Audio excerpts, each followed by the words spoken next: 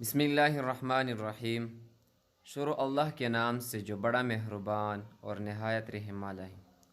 السلام علیکم ورحمۃ اللہ، کیسے ہو دوستوں؟ امید کرتا ہوں سب ٹھیک ٹھاک ہوں گے اور خیریت سے ہوں گے۔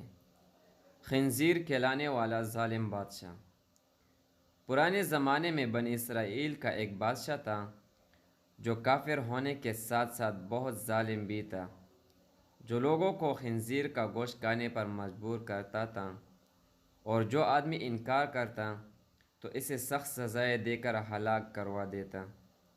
پھر اس زمانے کے سب سے بڑے عابد کو بادشاہ کے پاس لایا گیا۔ لوگ اس عابد کے مرتبے اور فضیلت سے لوگ آگاہ تھے۔ لوگ نہیں چاہتے تھے کہ اس عابد بزرگ کو بادشاہ کی طرف سے کوئی تکلیف پہنچے۔ چنانچہ ایک سپاہی نے عابد سے کہا، آپ مجھے ایک بکری کا بچہ ذبح کر کے دے دیں۔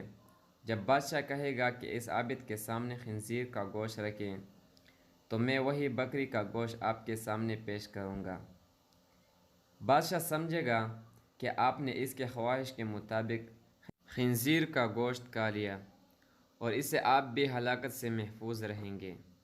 عابد نے بکری کا بچہ ذبح اس کا گوشت سپاہی کو دے دیا۔ جب عابد کو بادشاہ کے سامنے لایا گیا تو بادشاہ نے حکم دیا کہ خنزیر کا گوشت لایا جائے۔ منصوبے کے مطابق تو اس سپاہی نے بکری کا گوشت عابد کو پیش کیا۔ بادشاہ نے کہا، میرے سامنے خنزیر کا گوشت کھاؤ۔ عابد نے کہا، میں ہرگز نہ کھاؤں گا۔ یہ سن کر سپاہی نے اشارے سے بتایا کہ یہ وہی بکری کا گوشت ہے جو آپ نے دیا تھا، آپ بلا جے کھا لیں۔ لیکن عابد نے بادشاہ کے سامنے وہ گوشت کھانے سے انکار کر دیا۔ ظالم بادشاہ نے سپاہیوں کو حکم دیا کہ اسے قتل کریں۔